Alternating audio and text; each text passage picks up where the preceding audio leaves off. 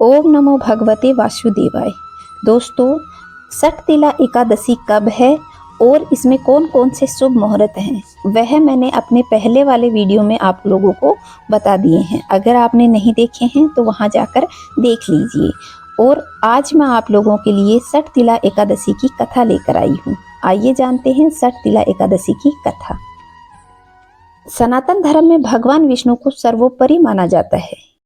भगवान श्री हरि विष्णु इस संसार के पालन करता है, इसलिए उनकी उपासना करने से जीवन में अपार धन वैभव सुख समृद्धि प्राप्त होती है।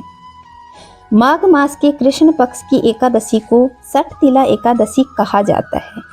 यह एकादशी 6 फरवरी को मनाई जाएगी। सटतिला एकादशी का व्रत रखने से सुख समृद्धि प्राप्त होती है, दरिद्रता दूर होती है, काया निरोगी होती है और मोक्ष की प्राप्ति होती है। इस दिन व्रत करके कथा पढ़ने से उन्हें स्वर्ग की प्राप्ति होती है। तो आइए जानते हैं सटतिला एकादशी व्रत की कथा।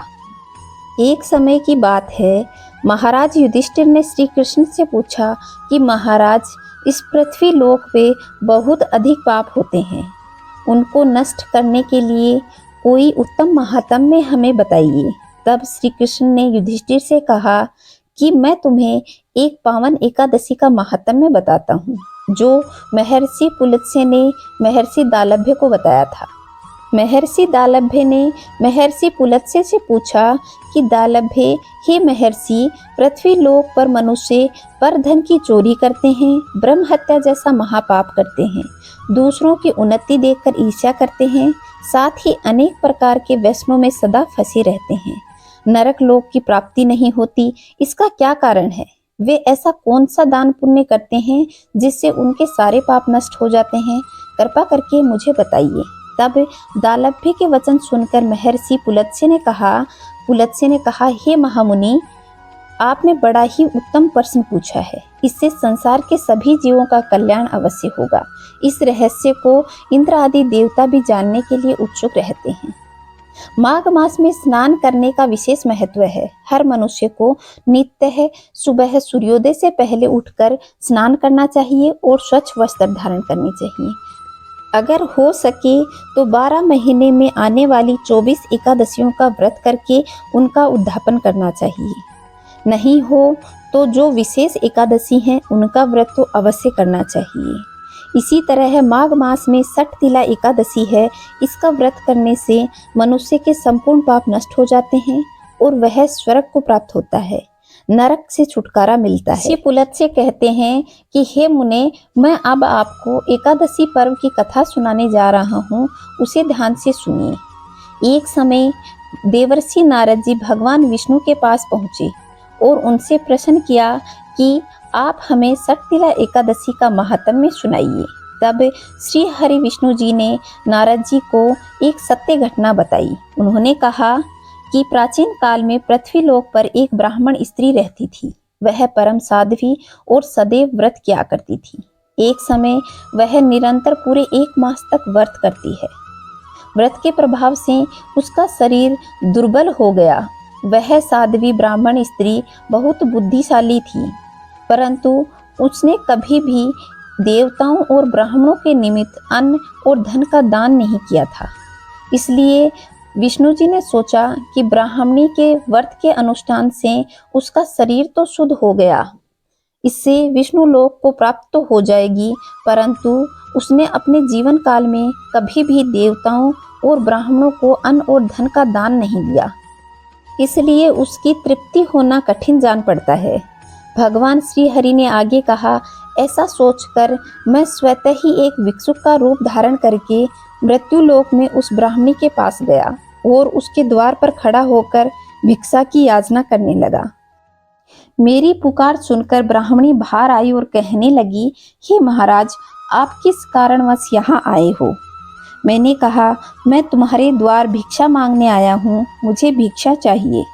मेरी याचना पर उसने एक मिट्टी का ढेला मेरे भिक्षा पात्र में रख दिया और मैं वापस अपने धाम लौट आया। कुछ समय पश्चात ब्राह्मणी का अंतिम समय आया और वह अपने पुण्य फल के प्रताप से स्वर्ग लोक को आई। उसने भिक्षा में मिट्टी का ढेला दिया था उसी के परिणाम स्वरूप उसे स्वर्गलोक में एक भव्य महल मिला, परंतु उसे अपने महल में न तो अन्न मिला और न ही सामग्री मिली। अन्न और सामग्री से सुनने उसने अपने महल को देखा तो वह तुरंत मेरे पास आई और उसने मुझसे कहा कि हे प्रभु, मैंने अपने जीवन काल में अनेक व्रत और अनुष्ठान किए, पूर्ण श्रद्धा से आपका पूजन किया, किंतु मेरा महल अन्न और वस्तुओं से शून्य क्यों है? उत्तर में मैंने कहा, हे देवी, तुम पहले अपने महल को जाओ, कुछ देव स्त्रियां तुम्हें देखने के लिए आएंगी। अपना द्वार खोलने से पहले उनसे षटतिला एकादशी का महात्म्य और विधि विधान सुन लेना, तत्पश्चात अपना द्वार खोलना। भगवान श्री हरि विष्णु के कथन अनुसार ब्राह्मणी अपने महल को चली गई। कुछ क्षण के बाद में जब देव स्त्रियां ब्राह्मणी को देखने के लिए द्वार पर आई तो ब्राह्मणी ने कहा, हे देव स्त्रियों, यदि आप मुझे देखने आई हो तो आप पहले मुझे षटतिला एकादशी का महात्म्य और विधि विधान बताओ, तत्पश्चात मैं द्वार खोलूंगी। ब्राह्मणी की बात सुनकर उन देव स्त्रियों में से एक ने कहा कि तुम्हें षटतिला एकादशी व्रत का महात्म्य मैं कहूंगी। संपूर्ण महात्म्य और विधान बताकर जब ब्राह्मणी ने द्वार खोला तब देवांगनाओं ने उसे देखा तो चकित रह गई। न तो वह गंधर्वी थी और न ही असुरी, वह तो एक मनुष्य थी। ब्राह्मणी ने अब देव स्त्रियों के कथन अनुसार षटतिला एकादशी का व्रत किया।